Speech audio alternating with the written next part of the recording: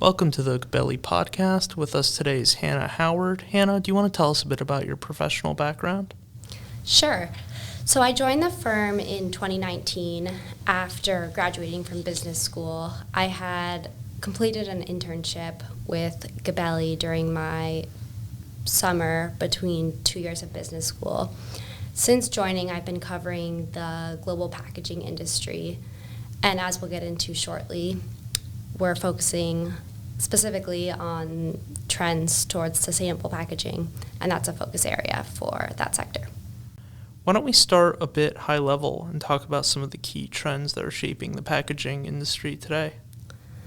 Consumers today are increasingly concerned with the environmental impact of their products and continue to demonstrate a willingness to pay higher prices for more sustainable offerings. Businesses are being held accountable for the design of their packaging, and recent bans concerning chemicals, non-renewable materials, and single-use disposables are driving changes in how everyday products are packaged and sold. We're seeing consumer momentum and the willingness to pay a premium for sustainable products and packaging, which we expect to continue moving forward. We expect the sustainable segment of the fast-moving consumer goods industry to become a $150 billion market in 2021. And to help understand why sustainability has become such a focus today, can you provide a little bit more context on the plastic waste crisis for our listeners? In the past 40 years, less than 10% of all plastic waste has been recycled, given the very low cost of virgin materials and the inefficient and high cost to recycle most plastics. However, with increased use of plastics globally, the properties that make the material so attractive, such as its durability, have also created significant challenges on the waste management side. PET has very low recycling rates globally, and researchers estimate that certain plastics can take more than 450 years to degrade. Considering these figures, it's understandable that the majority of single-use applications typically become waste and end up in the world's oceans or landfills within a short period. The rise in plastic waste around the globe and its harmful effects on the environment continue to draw public attention, and consumers, brand owners, and governments are starting to respond. So what are people most focused on here? In response to perceived sustainability issues with plastics, brand owners are increasingly focused on reducing the environmental impact of their products without sacrificing performance or significantly increasing costs. Both established and emerging businesses are investing heavily in a variety of more sustainable solutions and offerings, which in general aim to either reduce the amount of virgin PET plastic utilized or improve plastics recycling downstream. Waste management strategies are moving towards recycling and recovery as opposed to disposal. We see a continued shift towards container and packaging options that utilize more recycled content, have higher recycling rates, and generate less waste in an effort to differentiate products as more sustainable. Efforts such as material lightweighting, increased use of recycled resins, and switching to more environmentally friendly alternatives are underway. However, low PET recycling rates have historically limited the supply of recycled resins available. The bio-based alternatives such as recycled PET, plant-based options, or compostable options that are available today rarely measure up to virgin PET in terms of performance, remain largely improvement, and are significantly more expensive to produce. Do you have any additional color on what is happening downstream on the waste management side? Advanced plastics recycling and recovery technologies, including chemical recycling, which is a process that chemically reduces a polymer to its original monomer form so that it can eventually be processed and remade into new plastic materials, look to overcome the limits of traditional recycling. However, most of these efforts appear to be in the early stages and have yet to prove their ability to scale. So taking this all into consideration, what areas are you particularly excited about within packaging today? We have focused in on a few areas within the larger packaging industry that are being impacted most significantly by these trends, and beverage containers is one of them. We view the beverage can industry as attractive in light of sustainability trends as well as the can's improving margin profile, which makes it more competitive with PET bottles from a cost perspective. Can you please provide us with some background on that specific sector? Sure. So plastic PET bottles, glass bottles, and aluminum cans account for the majority of the global beverage container sales. The beverage packaging industry overall was seeing about 2 to 3% annual growth over the last decade due to increased consumption of bottled water, soft drinks, and alcoholic beverages, as well as the rise of on-the-go consumption and out-of-home drinking occasions. PET bottles have historically captured the largest percentage share of the global market, as they have been the cheapest option and also have desirable physical properties for use in packaging that we discussed before. For example, they're both strong and lightweight.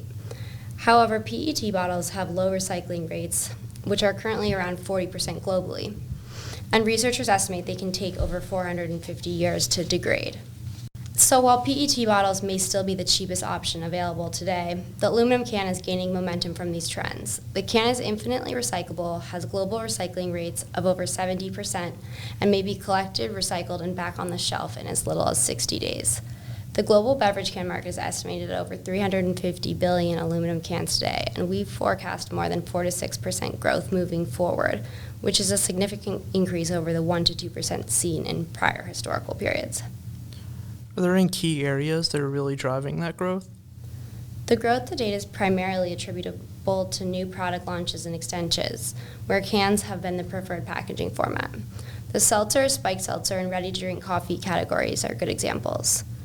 Additionally, brand owners are able to charge higher prices for specialty can sizes as compared to the standard 12-ounce.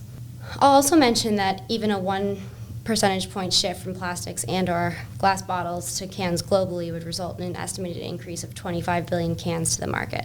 Large beverage companies such as Coke, Pepsi, and Danone have been experimenting and placing some of their largest water brands in cans. We see this as an early indication of the larger shift to come in legacy products as well.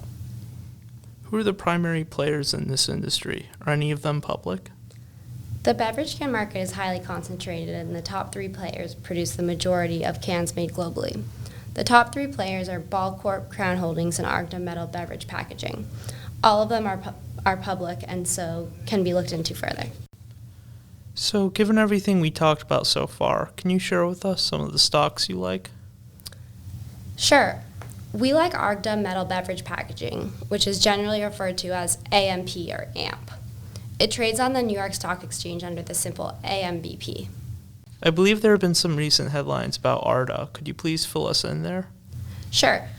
Ardagh Group, which is the parent company of Ardagh Metal Beverage Packaging, recently completed the spin-off and separate listing of its metal packaging business through a SPAC deal.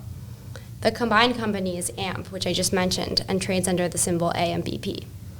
The parent company also recently announced an exchange offer for shares of AMP. The parent plans to go private following the successful completion of this exchange offer. Can you give us a little more background on the rationale for this SPAC deal? The parent company, Ardagh, produces both metal and glass packaging.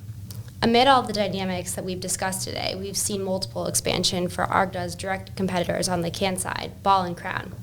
In order to close the value gap, Ardagh decided to list its metal beverage can business separately through a SPAC. Got it. So tell us about AMP's business. Sure.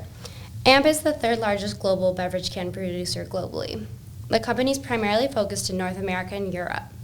These beverage can markets continue to experience growth at record levels and remain oversold for the foreseeable future.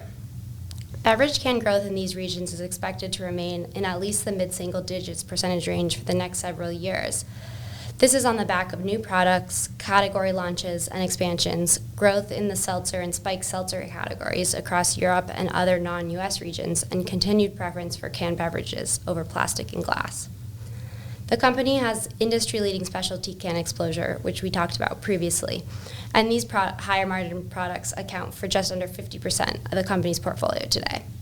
Got it. So tell us a little bit more about why you like that company specifically. Growth remains a key focus for AMP. The company's investing just under $2 billion to add capacity across its global beverage can operations through fiscal 2024. I'll note that 100% of the company's capacity is already contracted through 2023, and over 80% is currently contracted through 2025. This will drive top-line growth, and we also see an opportunity for the company's margins to improve further as its new capacity comes online. Its specialty can exposure should reach about 60% of the portfolio once that's ramped up. That makes sense. So will it be expensive to add all this capacity? The majority of AMP's new capacity is being developed at existing plants, which brings down total startup costs as compared to building a new facility. Well, thank you so much for having me on. I'm very passionate about this industry, and it was really great to be able to discuss it with you today. Several companies were mentioned in this episode.